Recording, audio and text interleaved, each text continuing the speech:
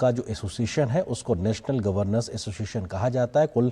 47 प्रांतों के गवर्नर को मिलाकर ये पूरा एसोसिएशन बनता है। इनके साथ प्रधानमंत्री का संवाद है। प्रधानमंत्री ने कल शिखर सम्मेलन के दरमियान इस बात पर जोर दिया था कि भारत के राज्य और जापान के राज्यों के बीच में आपसी सहयोग और तालमेल होना चाहिए और कैसे राज्यों के बीच में सहयोग और एमओयू के साथ तमाम क्षेत्रों में सहयोग को आगे बढ़ा सकते हैं। इस पर दोनों देशों का फोकस दिखाई पड़ा है और जो विजन डॉक्यूमेंट है वो कहीं ना कहीं इस दिशा में आगे आधारित दिखाई पड़ता है। तो उसी के तहत प्रधानमंत्री का आज के दूसरे दिन के कार्यक्रम की जो शुरुआत हुई है नेशनल गवर्नर्स एसोसिएशन के साथ, ये उसकी महत्वपूर्ण तस्वीरें। और 1947 में एक तरीके से इस एसोसिएशन की शुरुआत हुई थी और बेहद महत्वपूर्ण है क्योंकि स्थानीय स्तर पर सरकारों के साथ कैसे संवाद किया जाए, उनका आपसी सहयोग कैसे बढ़ाया जाए और राष्ट्रीय सरकार के साथ वहां का ये गवर्नर्स एसोसिएशन संवाद करता है ताकि सरकारों के बीच बेहतर तालमेल हो सके। तो राष्ट्रीय पॉलिसी जो राष्ट्रीय नीति होती है उसका क्षेत्रीय स्तर पर कैसे इंप्लीमेंट हो, उस लिहाज से जापान की व्यवस्था में इस नेशनल गवर्नेंस एसोसिएशन का बेहद महत्वपूर्ण स्थान है और उन स्थान को रखते हुए ऐसे महत्वपूर्ण संवाद मंच के बीच प्रधानमंत्री का पहुंचना और तमाम गवर्नर्स के साथ में संवाद करना और निश्चित तौर से जिस बात का जिक्र विदेश मंत्रालय के माध्यम से किया गया था वो यही दर्शाता है कि कैसे प्रधानमंत्री ने इस पूरे संवाद के दरमियान राज्यों के बीच में टेक्नोलॉजी, इनोवेशन, इन्वेस्टमेंट, स्किल और स्टार्टअप के साथ साथ एसएमई पर फोकस किया है। तो भारत का टैलेंट और जापान की तकनीक राज्यों के बीच सहयोग का कैसे एक नया आधार बन सकता है, उस दिशा में प्रधानमंत्री मोदी का ये बेहद महत्वपूर्ण पहल। और हमने कल देखा था, कल के पहले दिन की शुरुआत में प्रधानमंत्री मोदी की बिजनेस लीडर्स के साथ मुलाकात हुई थी। फिर 15वां शिखर सम्मेलन में जापान के प्रधानमंत्री और प्रधानमंत्री मोदी की एक लंबी बातचीत, तमाम एमओयू साइन हुए, तमाम क्षेत्रों में बातचीत हुई और उसके बाद आज के दूसरे दिन की शुरुआत भी बहुत व्यवहारिक पहल के साथ, जहां पर नेशनल गवर्नर्स एसोसिएशन के साथ प्रधानमंत्री का ये संवाद। और ये बेहद महत्वपूर्ण क्योंकि राज्यों के साथ राज्यों का संपर्क कैसे बढ़े, राज्यों के बीच जो समझौते हो सकते हैं उसमें कौन कौन से सेक्टर्स हो सकते हैं, इसमें इनोवेशन, तकनीक, इन्वेस्टमेंट, स्किल, स्टार्टअप की बात साफ तौर पे दिखाई पड़ रही है क्योंकि जापान जब बृहद स्तर पर निवेश करेगा तो भारत के राज्यों में जो छोटे और मध्यम स्तर के जो उद्योग हैं उनको एक बड़ा बढ़ावा मिलता नजर आएगा। स्किलिंग के लिहाज से भी देखा जाए तो जापान टेक्नोलॉजी में एक बड़ी महारत रखता है और एक महाशक्ति के रूप में उसकी वैश्विक पहचान है। ऐसे में जापान के माध्यम से स्किल डेवलपमेंट जो भारत का मिशन चल रहा है वो बहुत एक महत्वपूर्ण कारगर तरीके से आगे बढ़ सकता है।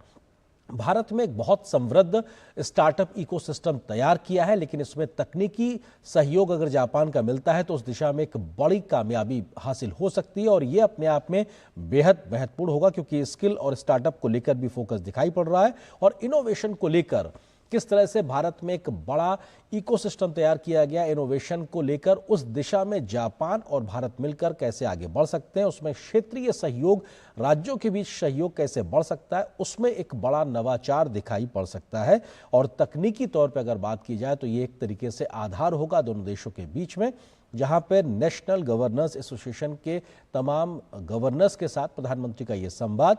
भारत की ओर से उन्हें आमंत्रित करने, भारत की ओर आकर्षित करने को लेकर बात होगी क्योंकि कल ही दोनों देशों ने तय किया है कि अगले कुछ वर्षों में 10 ट्रिलियन येन जापान जो है वो भारत में निवेश करेगा। इस खबर पर अधिक बातचीत करने के लिए हमारे सहयोगी संवाददाता अजय मिश्र इस वक्त टोक्यो से हमारे साथ मौजूद हैं। अजय, जिस बात का हम लोग जिक्र कर रहे थे नेशनल गवर्नेंस एसोसिएशन को लेकर कि कैसे ये बेहद महत्वपूर्ण है और आपने भी तमाम उदाहरण दिए थे, लेकिन अब वो तस्वीरें हमारे सामने है जहां पर प्रधानमंत्री ने तमाम राज्यों के गवर्नर्स से मुलाकात की है।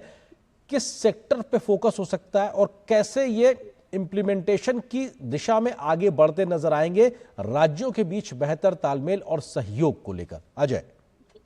आर्यन, मुझे याद आता है कि अभी हाल ही में 2 राज्य उत्तर प्रदेश और छत्तीसगढ़ के प्रतिनिधियों ने यहाँ पर जापान का दौरा किया था और स्पष्ट तौर पर वो अपने अपने राज्यों में निवेश को आकर्षित करने के लिए जो वहाँ पे पॉलिसीज हैं उनके बारे में यहाँ के निवेशकों को बताते हुए नजर आए। तो आपने बिल्कुल सही कहा और जिसका जिक्र आज विदेश मंत्रालय ने भी किया कि एसएमईज को फायदा होगा, भारत के इनोवेशन सेक्टर को फायदा होगा। और आपको याद होगा कि कल प्रधानमंत्री शिबा ने भी इस बात का जिक्र किया था कि भारत एक बहुत बड़ा लोकतंत्र है और भारत में जो नवाचार है वो बहुत ही अद्भुत है और आकर्षक है। तो भारत में हो रहा इनोवेशन पूरी दुनिया को आकर्षित कर रहा है और जापान इस बात को बखूबी समझता है कि भारत के युवा टैलेंट्स को जापान के विकास की यात्रा में शामिल करना उनके लिए कितना इम्पोर्टेंट है। दूसरी तरफ भारत ये जानता है कि राज्यों के माध्यम से जो जापानी प्रीफेक्चर्स और भारत के राज्य हैं उनके बीच में अगर संबंध बढ़ते हैं तो जो जो नीतियां अंतर्राष्ट्रीय स्तर पर समझौतों के जरिए तय की जाती हैं, राष्ट्रीय स्तर पर जो राष्ट्रीय नीतियों के जरिए जिन पर फोकस किया जाता है, लेकिन इम्प्लीमेंटेशन तो होता है राज्यों में, क्योंकि बहुत सारे राज्य आप जानते हैं जिसका जिक्र आपने भी किया था कि सहयोगात्मक संघवाद पर भारत भारत भरोसा करता है, और कुछ ऐसी स्थिति जापान की भी है। और इसी इसी जो कॉम्प्लीमेंटेरिटीज हैं उन्हीं को आगे लेकर के दोनों ही देश आगे बढ़ना चाहते हैं। तो जिस तरह हम जिक्र कर रहे थे कि गुजरात और ह्योगो प्रीफेक्चर में जो समझौता हुआ है उसमें औद्योगिक निवेश, मानव संसाधन प्रशिक्षण, डिजास्टर ट्रेनिंग और युवाओं का क्लस्टर्स है उसमें एमएसएमईज को बहुत फायदा हुआ है। आंध्र प्रदेश और क्योटो ने अमरावती राजधानी के विकास में अहम भूमिका निभाई है। तमिलनाडु का कानागावा प्रीफेक्चर के साथ जो एमओयू 2016 के करीब